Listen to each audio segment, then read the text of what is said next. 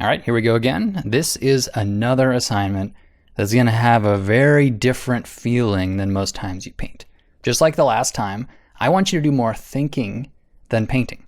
With 10 brushstrokes, you really had to make each one count.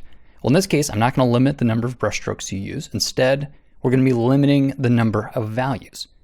While you look at this photo, you can see, the whole range of grayscale, lots of little photographic details.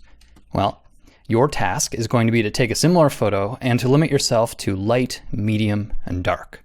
3 values. If you choose an image like this one here that has lots of stuff going on, you might want to make a pretty clean tracing. In the last example, I did a pretty loose tracing, but with this one having so much more structure, I'm just going to be a little bit happier with a tighter line drawing.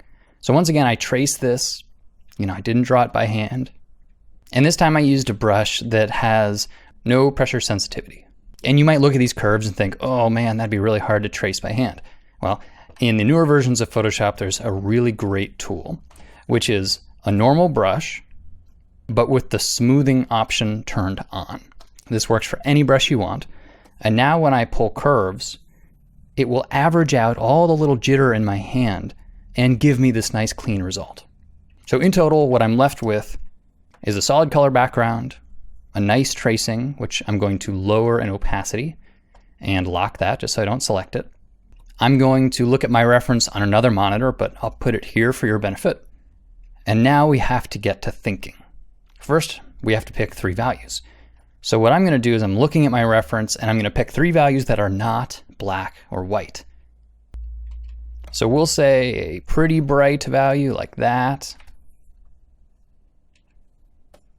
A kind of medium dark value, and then a nearly black, pretty dark value. These are going to be my 3 swatches. I can even make a layer, call it swatch, and then I can toggle it on and off. And then for the rest, I'm just going to start painting. So now I have to look at my reference and start making choices, because clearly there's a lot more than these 3 values there. So it's up to me to simplify, because this is the hard part. Looking at some area of gray or dark gray that doesn't match one of our 3 values and forcing it to match. So once again, I'm going to start with the biggest area I can. I'm going to do, I'll start with sky. I'm going to paint the sky in on its own layer. I know I'm going to cover over this where the arches are in a minute, but do like that. Looking at the right side of the frame here where there's clouds, this is a question. This is maybe my first question. Are these medium values the medium, or can I just simplify it and call them light? And really what that comes down to is, what is the neighboring color going to be? And I don't know yet whether I want this part of the wall to be the medium value or the dark value. So I'm going to leave it for now. I know that I want the medium value for this whole ground plane, so I'm going to put that in. And for now, I think I'm actually going to make the wall this medium value as well. So since this is a big straight edged shape, I am using the lasso tool here. You could paint this any way you like. So I'll just fill it in with the, what did I say? Yeah, the medium value, okay? And then another large, easy shape that I can pretty much guarantee is the light value is going to be the sky in the negative space in here. So I'm going to select the light value from the sky, because I know that that also matches my swatches, and just start painting this in. Now I am going to speed up the video a little bit for some of these, because what I care about here is not number of strokes, but what I care about is edges. I want to have these shapes be pretty well defined. So it just takes a little bit of time, but there's really nothing fancy going on here at all. There's no nuance in my brush strokes. I am making it just a solid color. You'll also see me using the eraser tool here. This is what I like to call temp layers, where I make a new layer, paint a little outside of where I want it to go, and then I'll use my eraser to carve out the excess. So it's kind of equal parts additive and subtractive. It's not necessarily the way you're going to work, but for me, I find that it gives me the most control.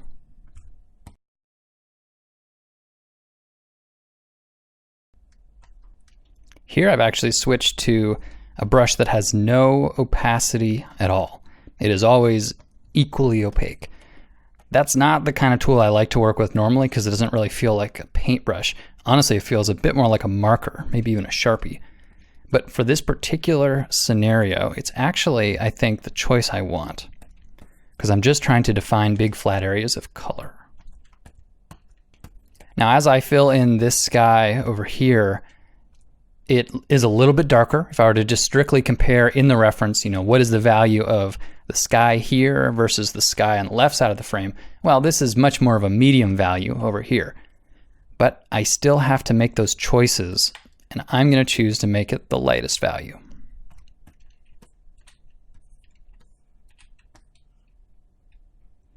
And looking at this, I think this whole building up here is actually more the light value than it is the medium value.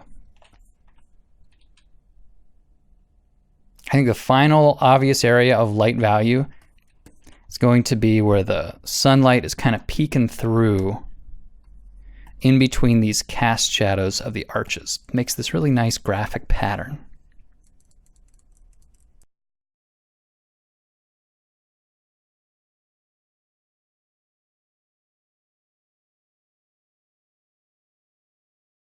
Now I'm going to do a little bit of the black value. Actually, good point here. It's not black specifically. It is this, what is it? 13%. So very dark gray. And the reason that matters is because the next assignment, we are going to be adding values to this foundation that we've made. And if you started with all the way black, you just have fewer options. So I encourage you to use a dark value that is not quite black. But once again, I have to start making tricky choices. Certain areas are going to be easy. Under here, for instance, it's a pretty obvious light, medium, dark situation.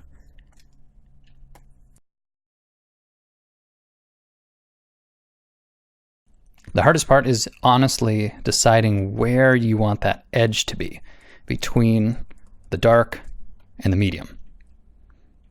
Because as you can see in almost any photographic reference, there's really a wide variety of plane changes and local value changes, and the end result is you get this very subtle transition between areas of light and dark. We don't have that luxury. We are picking where there's medium, light, and dark. No compromise.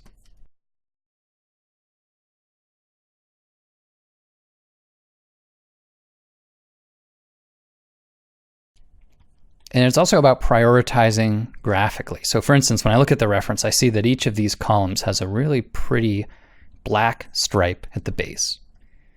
And the way that the black stripe is going to stand out is if there are other values bordering it. So that means that if I had, a big shadow here, and I also wanted to have the black stripe, well, then I'd have a problem. I don't have any darker values to work with. So in certain ways, I am pinned into a corner. If I say, well, my priority is showing this black stripe, well, then that means that I can only make the shadows next to it so dark, and that I have to essentially lighten up the surrounding areas just such that this stripe will definitely stand out. You're sort of using forced contrast. And that's just a matter of compositional priority. What is important in the image? What as an artist are you elevating above all the other things, even if it forces you to kind of change what you see a little bit just to make sure that something becomes prominent.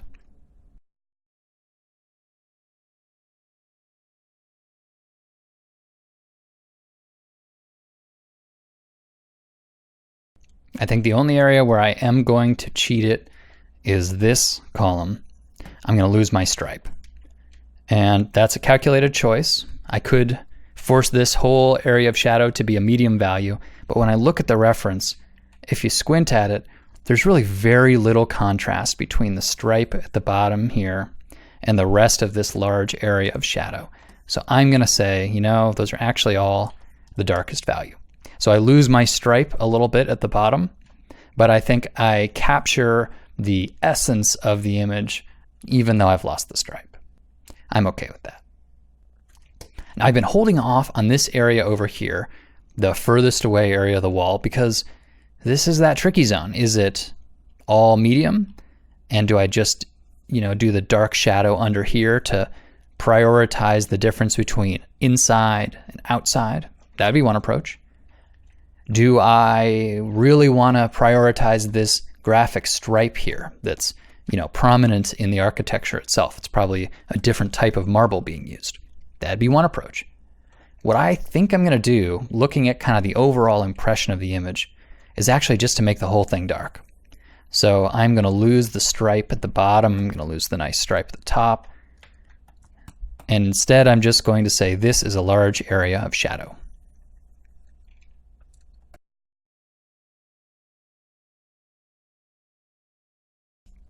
Now the last thing I have to do is to sort out this plaza area down below. And I think really the prominent graphic aspect are these parallel stairs. Because in the reference, the stairs really break up the light with a minor plane change in a beautiful way.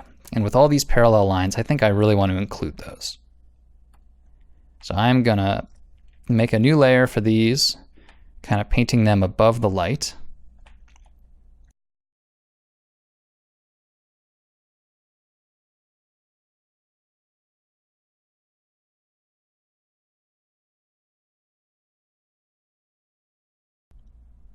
And then finally, I want to add in just an indication of a couple people here and there. It's something that I forgot to add in my line drawing, but I think just for a sense of scale, it's going to be a nice touch.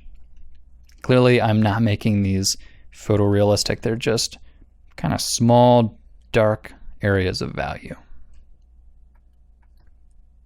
That looks pretty good. I'm going to hide my swatch, and I'm going to hide my line work. And this is what I'm left with. So what are we looking at here? Is it the most beautiful painting you've ever seen? Absolutely not.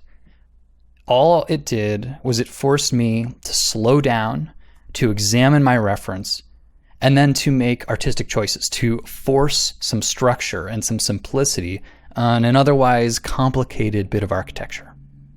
And the final result gives you the impression of the space without getting bogged down in details. So I encourage you to really take your time with this assignment. I've done one here, it took me maybe 15 minutes. Expect yours to take longer. The thinking part is the important part. And maybe you should do 10 of these, maybe 20 of these. But then when you've got some of them finished, bring them into the next video and we are going to do a continuation of this assignment. So have some clean edges ready to go and we'll get moving. Have fun with this one.